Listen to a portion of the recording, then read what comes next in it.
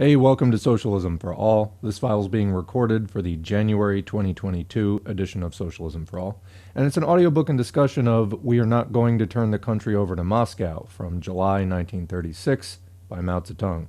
If you like this video, please click like and subscribe, and consider supporting on Patreon at patreon.com/socialismforall. So this piece, hosted at the Marxists Internet Archive, marxists.org, excellent resource, is an excerpt from an interview with journalist Edgar Snow. Snow was an American journalist. He lived from 1905 to 1972, and he was known for his books and articles on communism in China and the Chinese Communist Revolution. He wrote a famous book, Red Star Over China, in 1937. Overall, his coverage of Mao and the Chinese Communist movement was very favorable and was described as prescient because at the time, not that many people were taking it as seriously as, later events would prove that maybe people ought to have taken it. In any case, he got there first, at least among Western journalists, and was supportive to the point of becoming a founding member of the Chinese Industrial Cooperative Association, or INDUSCO. This is in the late 1930s, around the same time as this article, and after the Japanese invasion of China, which would be a major front of World War II era conflict. Basically, you already had a conflict between the communists and the nationalists going on within China. Then Imperial Japan, fascists invaded China. Then both the nationalists and communists, to differing extents, were fighting the invading Japanese fascists. And then they returned to fighting each other. And then, of course, in the late 1940s, the Chinese Civil War was over, with the communists victorious in the revolution.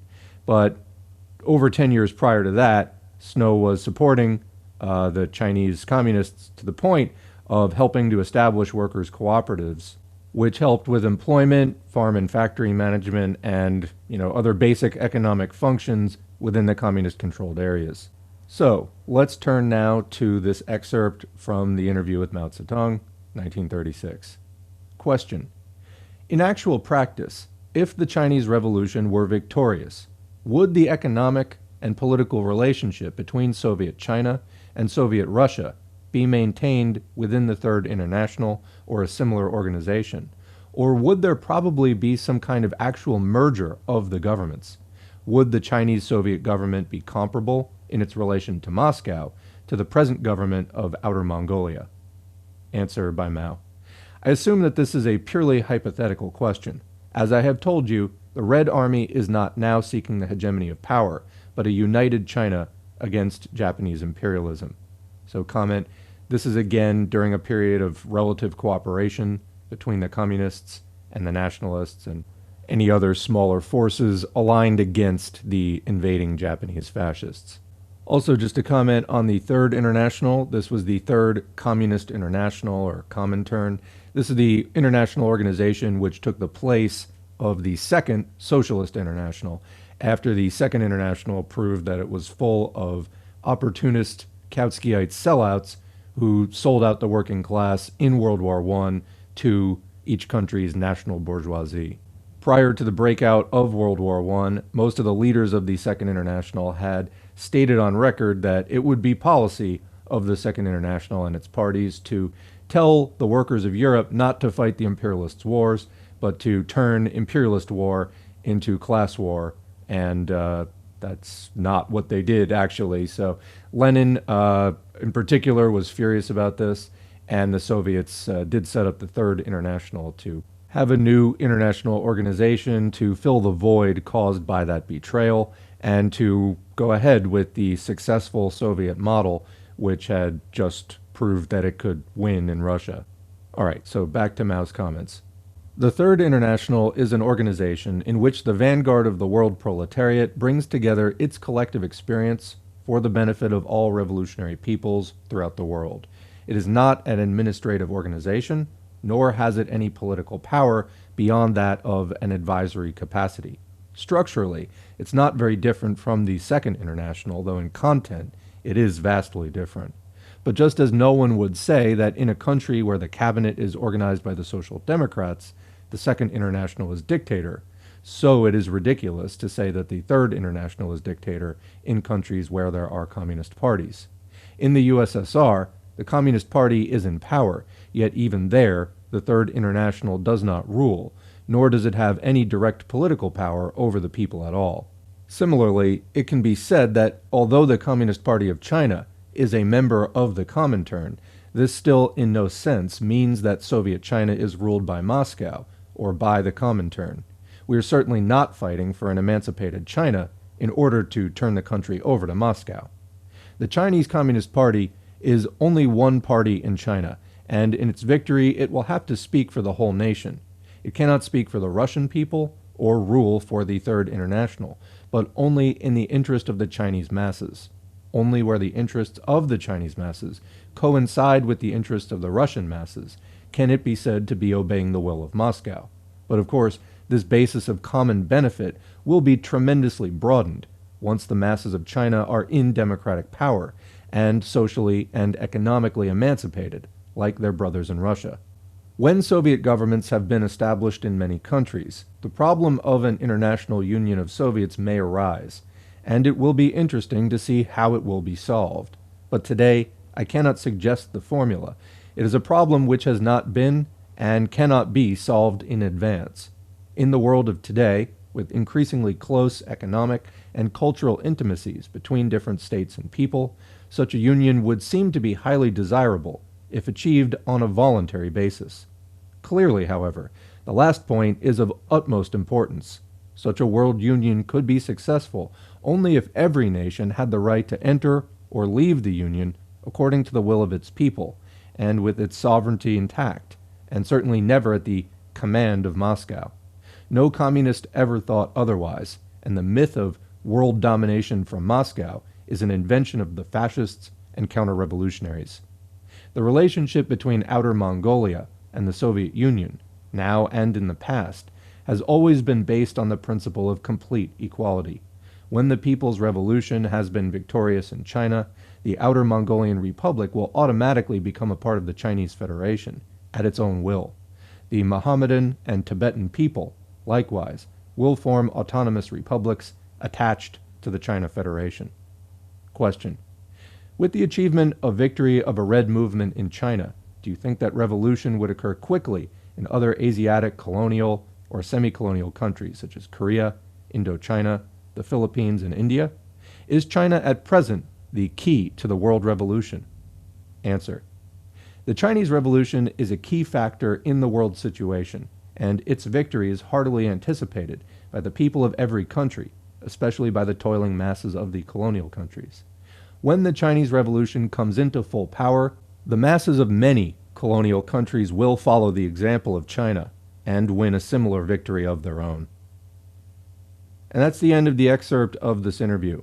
So, following up on that last point, of course, China's revolution in 1949 was indeed closely followed by revolutionary movements in Korea, and then, of course, a little bit later, Vietnam, Laos, particularly as the colonial powers like France were really struggling after World War II because they had been so bombed out during the war that they couldn't maintain proper control of their colonies. And then the U.S. tried to step in and take them over, and anyway, it didn't quite work out in some of those countries. Therefore, some of the countries were able to have successful revolutionary movements and slip away from that revolutionary control.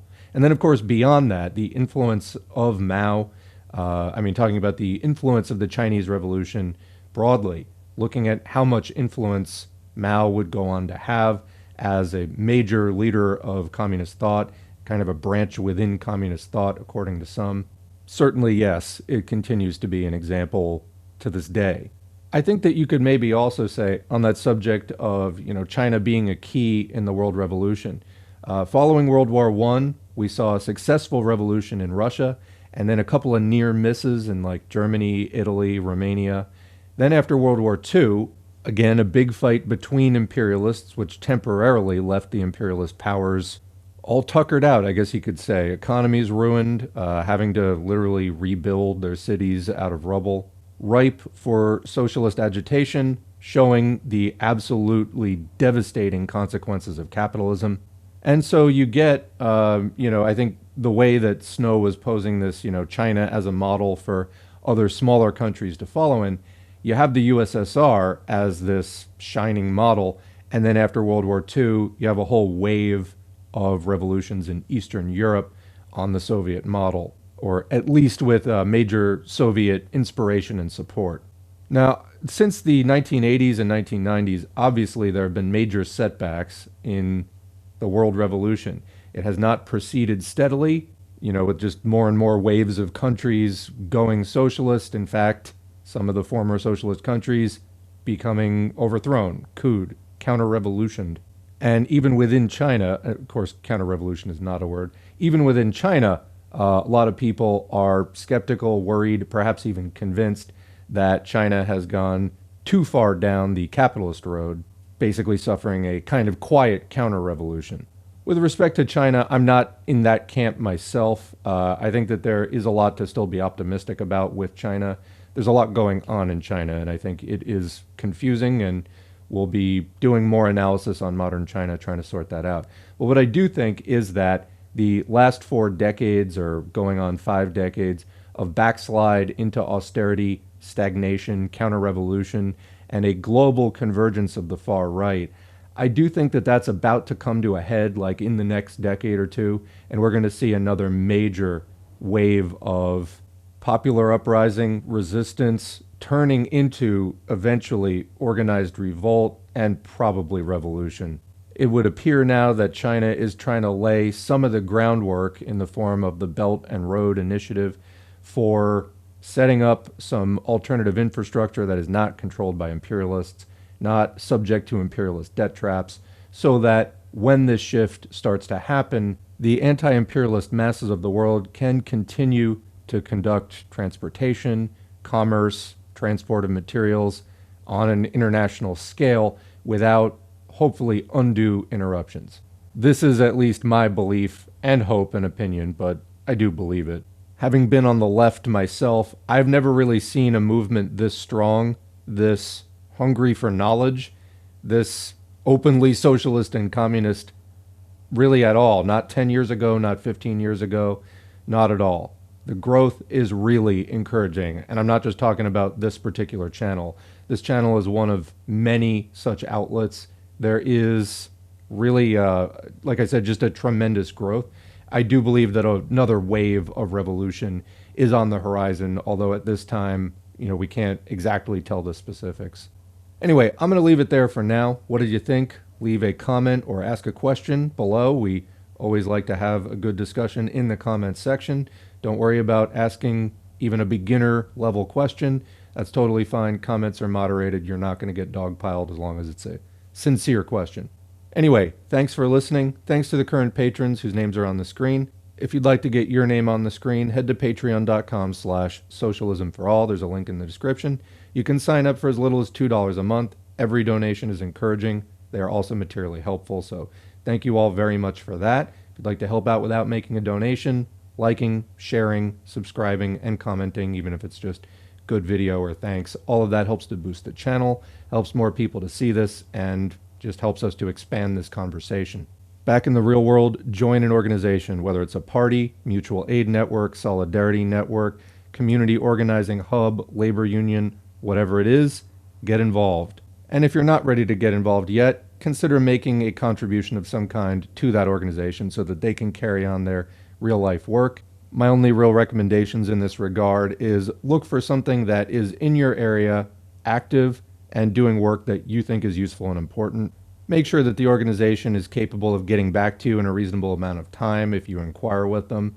If they don't, it may be a sign that the organization is overly disorganized, struggling, or maybe just inept or doesn't care, so that's really never a good sign.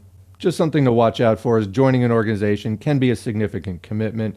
You want to make sure that you're putting your energy in the right place. Or start a project of your own. If you have an idea and the comrades and the resources, we always love to see new projects popping up. The more good news, the better. All right, and with that, thanks again for listening, and we'll catch you in the next video.